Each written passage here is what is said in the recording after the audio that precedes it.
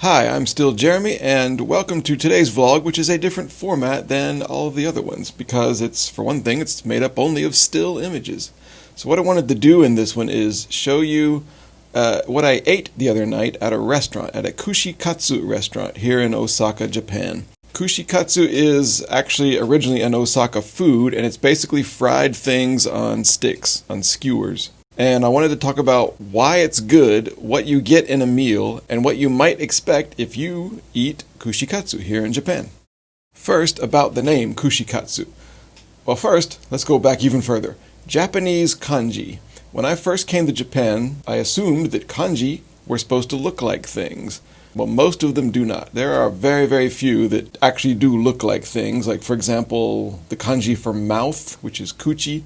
You could say that kind of looks like a mouth, I guess. The kanji for person, it kind of looks like a person, I guess. So this food is called kushikatsu. The kanji for kushi actually does look like stuff on a skewer, like food on a skewer. And I don't know why that is. I don't know if that's just a coincidence or if that's actually supposed to look like that, but I think that's really cool.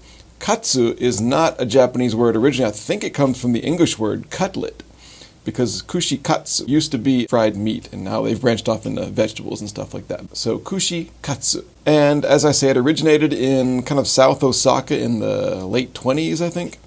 And now they're kind of everywhere. There's different styles now around Japan. So anyway, here's what I had in this Kushikatsu restaurant. This was a course meal, so like a set meal. I think it was like 3,500 yen. So it's kind of expensive. Most meals are not that expensive in Japan. Some are more expensive, but that's maybe between $30 and $35, something like that. Plus beer, and the beer was maybe $500 yen for a glass, maybe $5 or so. So anyway, it started out with kind of a appetizer type thing. And this was just some vegetables. The first skewer is actually down in the lower right. It's konnyaku. Fried konnyaku. Konnyaku is not a potato, but it's called a potato. It's some kind of plant that they render into this kind of gel. Anyway, so this has been fried. So that's kind of the first piece of actual fried stuff here. What they do is the restaurant will give you one plate, and you eat that, and then when they see that you're done, they come around and they give you the next plate. So after the first plate came these raw vegetables, just carrots and cucumbers and daikon, which is a Japanese radish, cut into strips, and the sauce is a miso sauce, same as in miso soup. And then the kushikatsu course proper began. So from left to right, there's the shrimp with all its tasty, crunchy legs. And the middle one was beef with some shaved daikon, probably with soy sauce in it on top, and little green garnishes, and a piece of okra. I wasn't sure if I was supposed to squirt the lemon on only the shrimp or on everything, so I put it on everything. And it was pretty good. The next little plate had, left to right, a piece of bell pepper with some hamburger meat in it, and that was grilled, as you see, not fried. The middle one was mushroom, some type of mushroom, and the one on the right was pork with some kind of vegetable in it and with a different kind of breading, like a more spicy kind of batter. So then was break time from the kushikatsu, and they brought out this plate of beef. Little pieces of beef with some couple types of lettuce or whatever, and one little mini tomato, whatever you call those, cherry tomatoes. They call them mini tomatoes here, I think. And wasabi. So you put the wasabi on the beef. This is a bit too much. I kind of overdid it and sent my mouth into space for a second.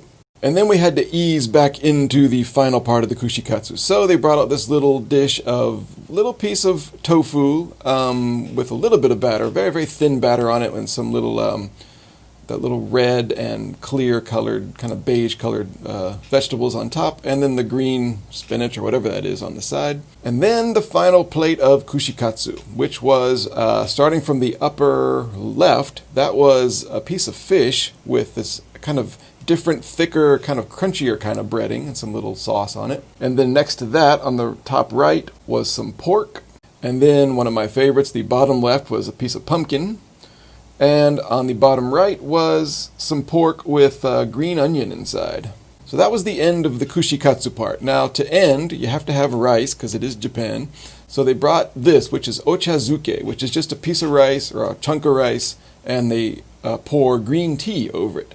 And of course there's the piece of fish, not battered, and some wasabi on it. You mix all that in. And in the tea, there's actually some nori, some seaweed, and the little dots, I don't know what those dots are. I thought they were sesame seeds at first, but they're not. Some kind of panko or something like that. In case you weren't full enough, that really kind of made you full right at the end and really filled out the remaining holes in the stomach. Not full. You can see this meal. It doesn't make you full like eating like a plate of pasta or something like that. It's a kind of it's a nice full. Anyway, so after all that, you do need some dessert. So they brought this little tiny dish of kind of sherbet or ice cream or something. Just a little something to top it all off with. Not a bad meal, huh? Years ago, someone here told me that they strive to eat 30 different types of food every day. Well, my kind of quick count of this meal, depends on how you count different things, but I counted 31 different types of food in this little meal here. As I say, very filling, but not fat filling. Doesn't make you feel like overly full, like stuffed. It's just a pleasant fullness. And of course, it's hard to figure out how much insulin to take for all this because the batter will have more carbs than I think it does. And the meat and the vegetables and things like that, not so much. So I took 4 units of insulin at the beginning, and then I took 4 units towards the end when the rice came, and ended up, I think, being like 125 afterwards. So pretty excellent insulin doses, although I think I just got lucky. So that's a Kushikatsu meal in Japan. They can differ, but this is the one that I had. So anyway, thank you very much for watching. I hope you enjoyed this little look at some Japan cuisine. No, I don't eat like this all the time. In fact, this is probably my second time at a restaurant in the last 6 months because of the coronavirus. Weren't that many people there, so I thought it was basically safe, but I was kind of happy to get out. Thanks for watching. Please go here to subscribe to my newsletter where you can watch some of these videos before everybody else. And we'll see you tomorrow.